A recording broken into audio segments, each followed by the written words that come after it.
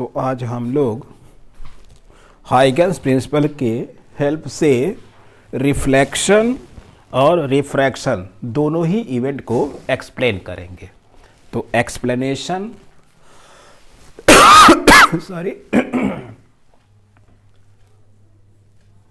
Explanation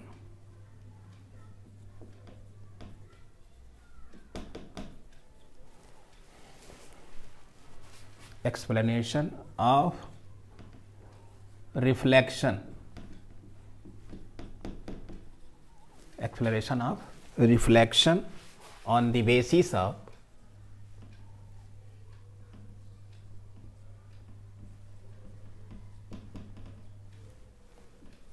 Huygens principle, on the basis of Huygens principle. Huygens principle के basis पे इस reflection के event को क्या करेंगे, एक्सप्लेन करेंगे कि कैसे ये रिफ्लेक्शन होता। तो देख लीजिए, इसमें हम लोग सबसे पहले ये एक रिफ्लेक्टिंग सरफेस बना लिया जिसका नाम हमने रख दिया जेड डैश। ये क्या है, रिफ्लेक्टिंग सरफेस, रिफ्लेक्टिंग सरफेस।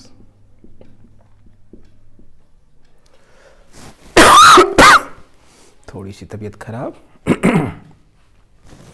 खांसी जुकाम, कोई बात नहीं, आपको लेके के लिए मेहनत मैं कर रहा हूँ, आप लोग भी मेहनत करिए। जेड डैश क्या है, रिफ्लेक्टिंग सरफेस। अब इस पे कोई जो है वेव फ्रंट आके क्या हुआ, इंसिडेंट हो गया। ये हमने एक वेव फ्रंट बना दिया, plane wave front.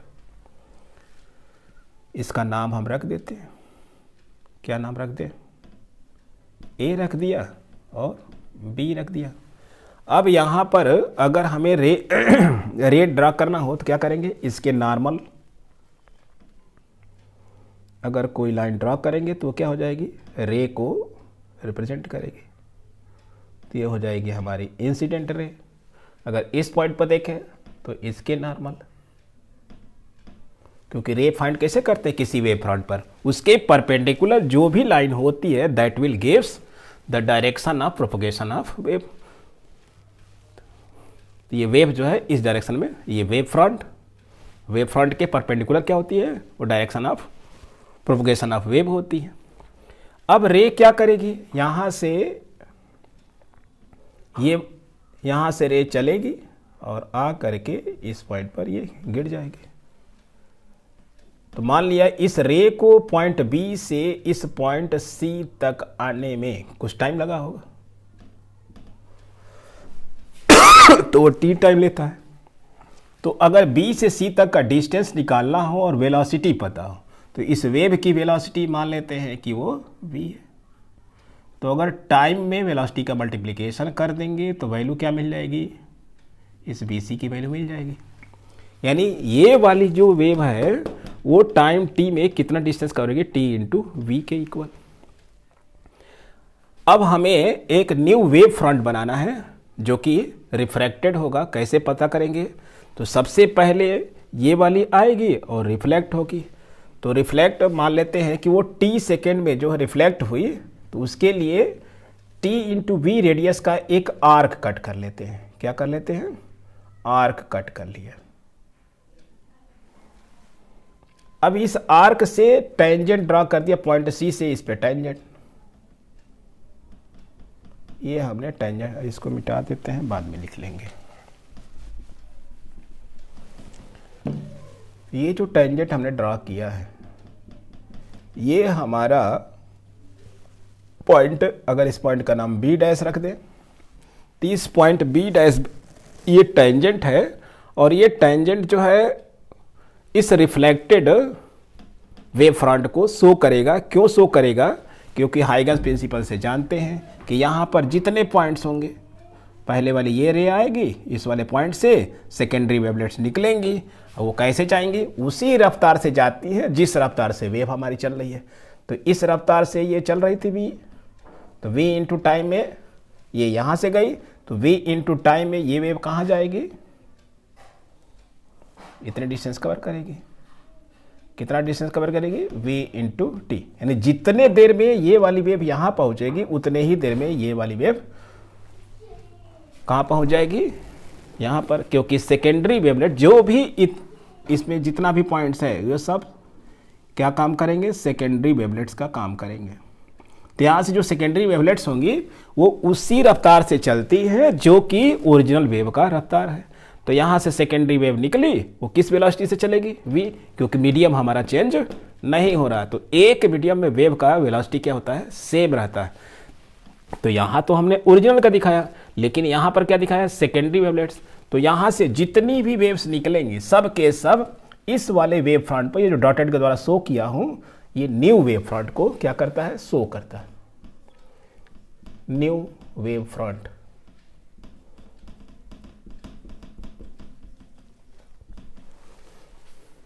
CB dash क्या है, ये न्यू वेव फ्रंट है।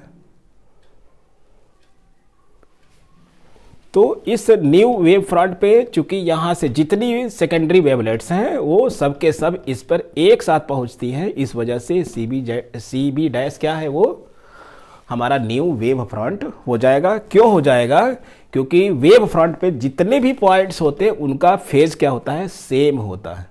तो यहाँ से जितनी भी देखिए, यहाँ से जो निकली वो ऐसे चली गई, यहाँ से आएगी दूसरी वाली वो यहाँ से चली जाएगी, यहाँ पे तीसरी वाली, इस तरह करते करते ये वाली वेव अब यहाँ से इधर जाएगी।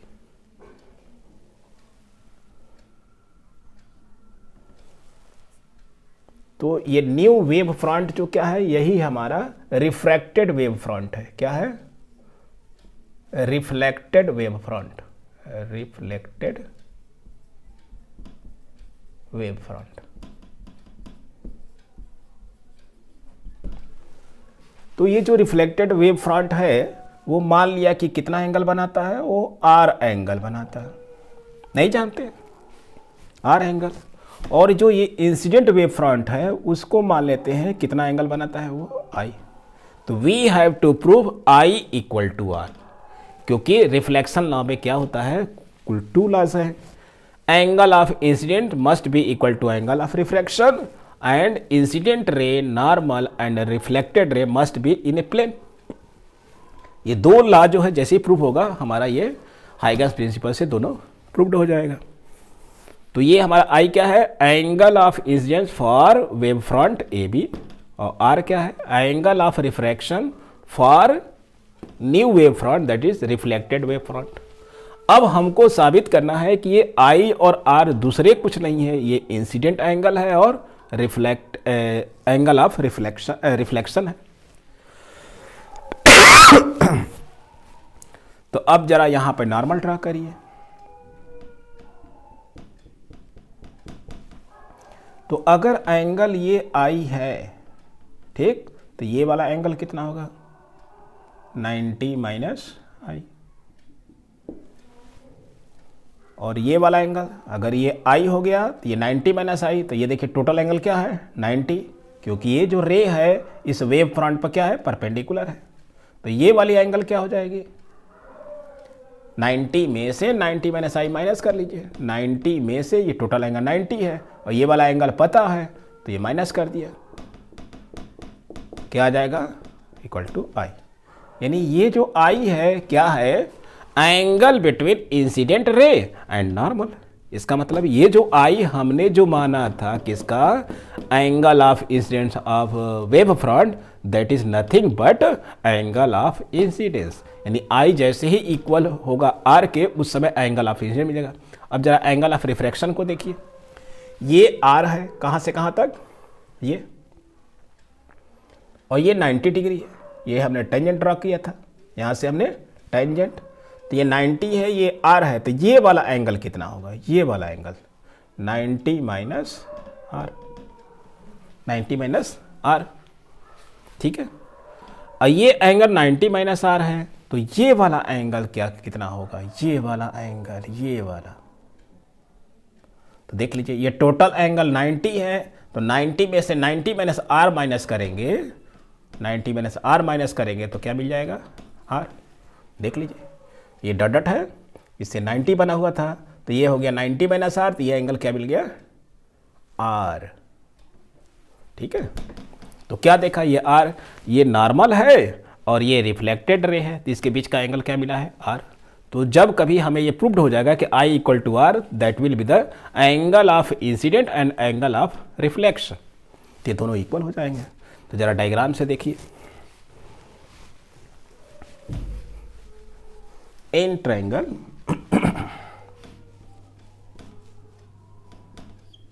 कौन कौन ट्रायंगल है, ए बी सी, और ये कैसे ट्रायंगल है, राइट एंगल ट्रायंगल है, ये भी राइट एंगल है, ये भी राइट एंगल है। तो in right angle triangle, in triangle A B C and in triangle A B dash C, क्या मिल रहा है, एंगल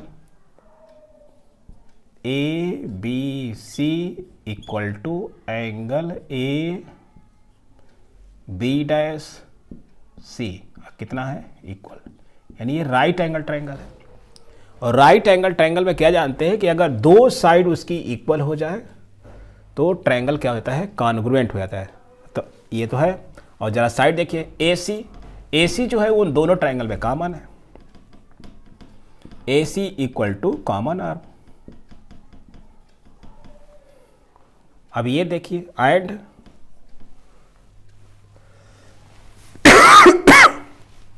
कौन वाली, ये बी सी, ये जो बी सी है वो A B dash, B C equal to A B dash, और कितनी वैल्यू है देख लीजिए, बी सी की वैल्यू हमने क्या लिखा था कि v स्पीड से चल रही है, टाइम t में इतना डिस्टेंस कवर की, तो कितना डिस्टेंस कवर करेगी, v इंटू टी, और यहाँ पर हमने आर्क जो लिया था v इंटू टी रेडियस का ही आर्क लिया था, तो इस ए बी डैश की वैल्यू कितनी है, vt, यानी ये भी vt है, ये भी vt है। तो दो साइड इक्वल हो गए, ए सी कॉमन है और ये दो साइड बी सी और ए बी आपस में इक्वल हो गए, तो ये ट्रायंगल क्या हो गया, imply that triangle ABC is congruent to triangle AB dash C। तो अगर कॉन्ग्रुएंट ट्रायंगल है तो उस केस में करस्पॉन्डिंग पार्ट्स क्या हो जाएंगे, इक्वल हो जाएंगे, यानी इक्वल साइड देखिए, देखिए इक्वल साइड हमने देखा ये AB डैश किसके इक्वल है, इस BC डैश, तो इस AB के सामने वाला एंगल क्या मिला, R, और इस वाले के सामने एंगल कौन मिला, I। Therefore, by CPCTC, corresponding parts of a congruent triangle are congruent, क्या हो जाएगा, तो जो भी हमने इक्वल साइड पकड़ना है, इक्वल साइड हमने कौन सा पकड़ा, ए बी डैश, इसका इसके करस्पॉन्डिंग इक्वल साइड कौन मिला, बी सी, तो इसके सामने वाला एंगल, किसी भी ट्रायंगल के सामने वाला एंगल कैसे निकालते हैं, ये अगर उसकी साइड है, इसके सामने वाला एंगल ये वाला हो जाता है, इसके सामने वाला, यानी इसके सामने जो एंगल दिखाई दे, तो देख लीजिए ये साइड है हमारा ए बी, इसके सामने ये एंगल दिख रहा है, तो क्या मिला, आर, और इसके करस्पॉन्डिंग जो इक्वल है,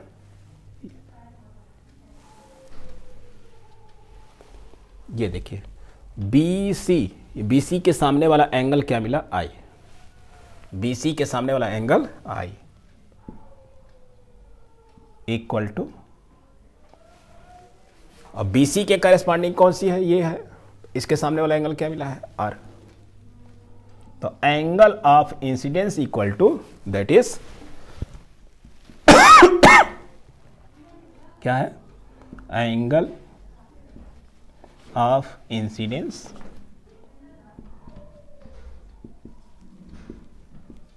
equal to angle of reflection, which is the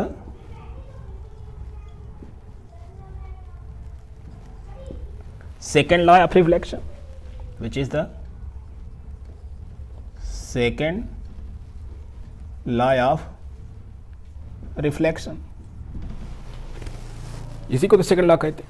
first law क्या है, अब देखिए इंसिडेंट रे, ये वाली जो इंसिडेंट रे है और ये रिफ्लेक्टेड रे और ये नॉर्मल, तीनों के क्या हैं, एक प्लेन में है। And clearly by figure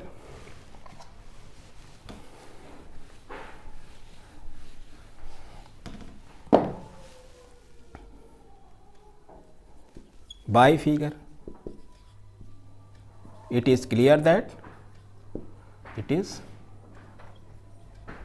that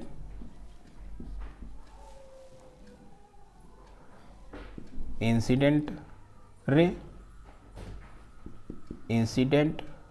ray comma reflected ray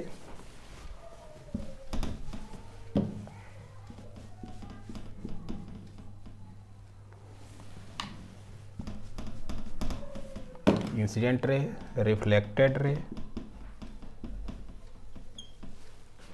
and normal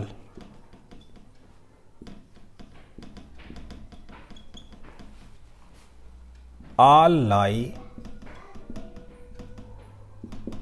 in the same plane। यहां प्लेन क्या है हमारा, है व्हाइट बोर्ड, आप लिखेंगे प्लेन ऑफ द पेपर। तो इंसिडेंट रे, रिफ्लेक्टेड रे और नॉर्मल क्या है, वो एक ही प्लेन में है, which is the first law, which is the first law of reflection, comma which is the first law of reflection। तो हमको क्या करना था, रिफ्लेक्शन के इवेंट को एक्सप्लेन करना था on the basis of Huygens principle. तो हाइगन्स प्रिंसिपल लगा करके इस वेव फ्रंट को, ये ओल्ड वेव फ्रंट है, ये न्यू वेव फ्रंट है, दोनों की मदद से हमने ये रिफ्लेक्शन की घटना को क्या किया, एक्सप्लेन कर दिया। अब नेक्स्ट है रिफ्रैक्शन, उसको कैसे एक्सप्लेन किया इन्होंने, इसी एक्सप्लेनेशन से उन्होंने एक्स्ट्रा रिजल्ट फाइंड किया था, उसको अभी डिस्कशन में देखेंगे। तो नेक्स्ट हेडिंग डालिए, एक्सप्लेनेशन ऑफ रिफ्लेक्शन की जगह आप क्या लिख देंगे, refraction, refraction on the basis of Huygens principle. अब वेव क्या करेगी, एक मीडियम से दूसरे मीडियम में जाएगी, तो उसकी रफ्तार क्या होगी, चेंज हो जाएगी। हम जानते हैं कि जब वेव एक मीडियम से दूसरे मीडियम में जाती है तो उसकी रफ्तार क्या होती है, चेंज हो जाती है। तो मान लिया फर्स्ट मीडियम जो है वो हमारा denser medium, this is the line separating two media, Z dash क्या है, लाइन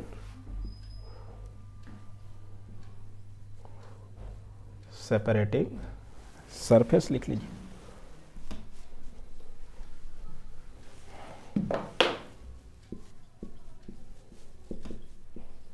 सरफेस separating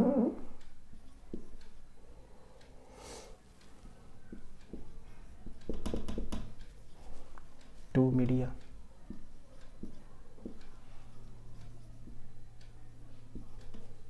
तो ये है मीडियम 1, ये है मीडियम 2। अब यहां पर एक वेव फ्रंट जो है वो इंसिडेंट हो गया, ये वेव फ्रंट किसी एंगल पर क्या हो गया, इंसिडेंट हो गया। अब इसका रिफ्रैक्टेड, तो सबसे पहले जो वेव यहां से चलेगी इस वाले पॉइंट से, अगर यहाँ वेव इसका रे का डायग्राम 90 डिग्री, यहाँ से रे इंसिडेंट रे को अगर दिखाएंगे तो वेव फ्रंट के क्या होती है, 90 डिग्री पे। तो यहाँ नॉर्मल ड्रा कर सकते हैं, ये नॉर्मल ड्रा कर दिया, तो यहाँ से ये वेव चलेगी। अब ये तो मीडियम क्या है, रिफ्रैक्टिंग मीडिया है,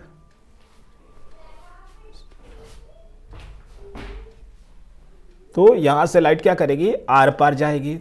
तो यहाँ से जब ये वेव ये चलेगी तो क्या करेगी, ये सेकेंड मीडियम में बेंड हो जाएगी, क्योंकि हमारा फर्स्ट मीडियम क्या है, रेयर मीडियम,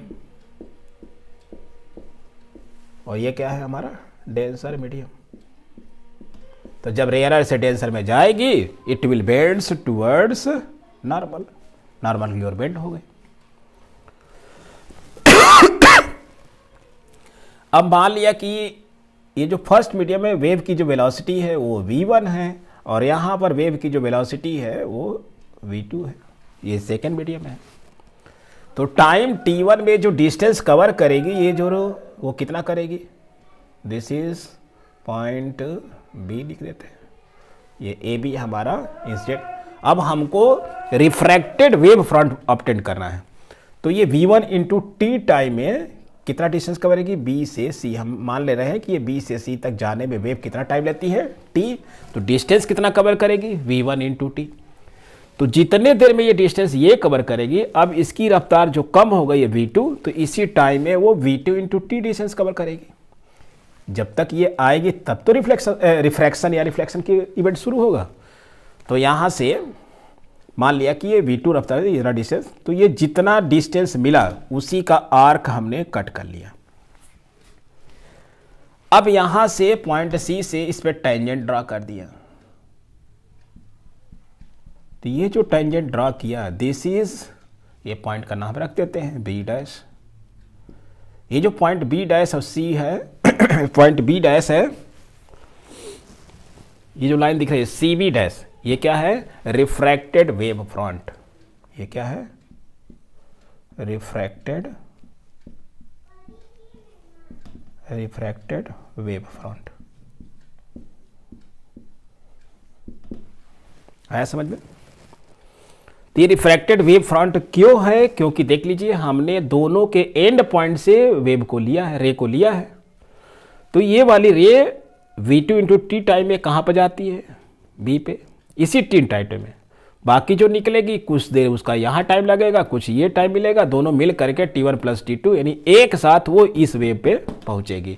यहाँ वाली जब पहुंचेगी t समय में यहाँ पर c वाले पॉइंट पे, जैसे ये c पे पहुंचेगी वैसे ही ये b पर, यानी इस वेव फ्रंट पर जितनी भी वेव आ रही है रिफ्रैक्ट होकर के एक साथ पहुंच रही है। इसका मतलब कि इस पर जितने पॉइंट्स हैं उनका फेज क्या है, सेम है। तो जब फेज सेम हो गया तो ये क्या हो गया, न्यू वेव फ्रंट हो गया। तो रिफ्रैक्टेड वेव फ्रंट यही क्या है हमारा, न्यू वेव फ्रंट है, न्यू वेव फ्रंट। तो अब हमको इससे रिफ्रैक्शन के दो लॉज को क्या करेंगे, प्रूफ करेंगे। तो रिफ्रैक्शन में हम लोग क्या जानते हैं, पहला लॉ है कि एंगल ये जो इंसिडेंट एंगल का साइन और एंगल ऑफ रिफ्रैक्शन का साइन दोनों का रेशियो कांस्टेंट होता है, इसको देखना है। और फर्स्ट लॉ है कि इंसिडेंट रे, रिफ्रैक्टेड रे और नॉर्मल क्या होता है, ये तीनों एक प्लेन में होते हैं। तो यहाँ देख ही रहे, ये हमारा इंसिडेंट रे, ये है रिफ्रैक्टेड रे और ये है नॉर्मल, तीनों क्या है, all lie in the plane. तो फर्स्ट लॉ तो प्रूव्ड हो चुका है, सेकेंड हमें प्रूव्ड करना। तो लिखिए by diagram, by figure, sine of I. तो ये जो हमारा इंसिडेंट वेव फ्रंट है, मान लिया कि एंगल आई बनाता है, और ये जो रिफ्रैक्टेड वेव है ये जो एंगल बनाता है वो आर है। तो अगर एंगल ये आई है तो ये वाला एंगल कितना हो जाएगा, देख लीजिए 90 है तो ये हो जाएगा 90 माइनस आई। ये आई हुआ तो ये वाला एंगल हो गया 90 माइनस आई, तो ये बच गया एंगल क्या हो जाएगा, आई। यानी यहां पर जो आई हमने शो किया था किसके लिए, इस इंसिडेंट वेव फ्रंट के लिए, वो क्या बन गया है, एंगल ऑफ इंसिडेंस बन गया है। और ये आर को देखिए, अगर ये एंगल आर है और ये 90 है तो ये वाला एंगल कितना हो गया, ये वाला एंगल 90 माइनस आर, और ये 90 माइनस आर है तो ये वाला एंगल कितना हो गया, देख लीजिए ये पूरा एंगल 90 और ये 90 माइनस आर, तो 90 माइनस आर को इससे माइनस करेंगे तो ये क्या हो जाएगा, आर। यानी ये जो आर माने है वो क्या है, एंगल ऑफ रिफ्रैक्शन है। इंसिडेंट एंगल नॉर्मल के बीच का angle, incidence angle of incidence, और ये एंगल ऑफ रिफ्रैक्शन। तो साइन आई को देखिए, साइन आई में क्या होता है, एंगल के सामने वाला जो है वो परपेंडिकुलर होता है। एंगल कहाँ दिखाई दे रहा है, देखिए ये आई है, इसके सामने की साइड क्या है, BC, क्योंकि ये राइट एंगल ट्रायंगल है क्योंकि ये क्या है, राइट एंगल ट्रायंगल में ही साइन आई होता है। साइन आई इक्वल टू, और 90 के सामने वाला वो हाइपोटेनियस, हाइपोटेनियस क्या है, ए सी, एंड जरा साइन आर देखिए, ये है sine R, sine R, R के सामने वाला साइड क्या है, ये परपेंडिकुलर, तो परपेंडिकुलर लेंथ क्या है, perpendicular length A B dash, A B dash, और परपेंडिकुलर 90 के सामने वाला हाइपोटेनियस, हाइपोटेनियस की वैल्यू क्या है, ए सी। अब जरा दोनों को डिवाइड करिए, क्या मिलता है, दोनों को डिवाइड करते हैं।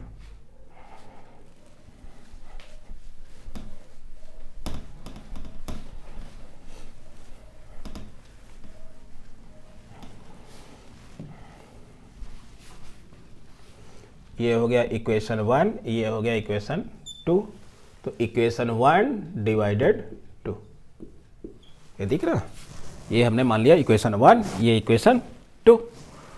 तो sine I upon sine R, इसकी वैल्यू क्या मिल गई, B C upon A C multiply A C upon A B dash. तो ए सी से ए सी मर गया, इनकी वैल्यू रखिए, sine I upon sine R, B C की वैल्यू देखिए, बी सी की वैल्यू क्या है, स्पीड इंटू टाइम, ये हो गया v1 इंटू टी, और ये देखिए speed into time v2 into T, v2 into T, तो टी से टी मर गया, क्या मिला, sine I upon sine R equal to v1 upon v2। तो हाइगन्स ने ये प्रूव्ड कर दिया क्या, कि एंगल ऑफ इंसिडेंट का साइन और एंगल ऑफ रिफ्रैक्शन का साइन, इन दोनों का रेशियो कांस्टेंट होता है, और किसका होता है, speed of wave in first medium upon speed of wave in second medium के। तो ये हमारा क्या है, equal to constant, which is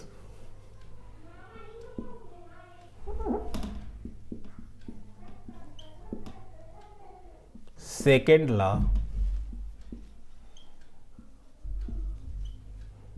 of refraction.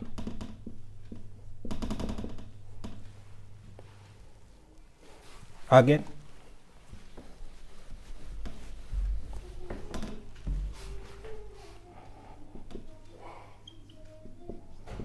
Bye figure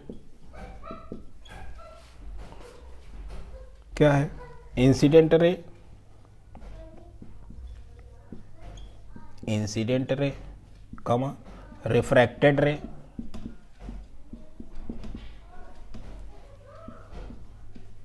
and normal, all lie in the same plane,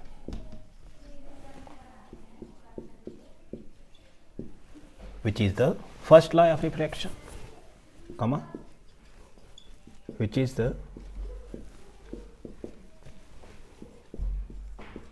first law of refraction। ठीक है, तो on the basis of Huygens principles ये रहा हमारा रिफ्लेक्शन और रिफ्रैक्शन का इवेंट, जिसको कि हाइगन्स ने एक्सप्लेन किया।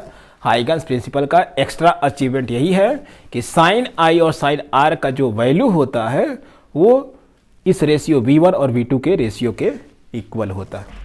इसके पहले तो हम लोगों ने देखा था साइन आई और साइन आर का 1n2 होता है, refractive index of second medium with respect to first medium.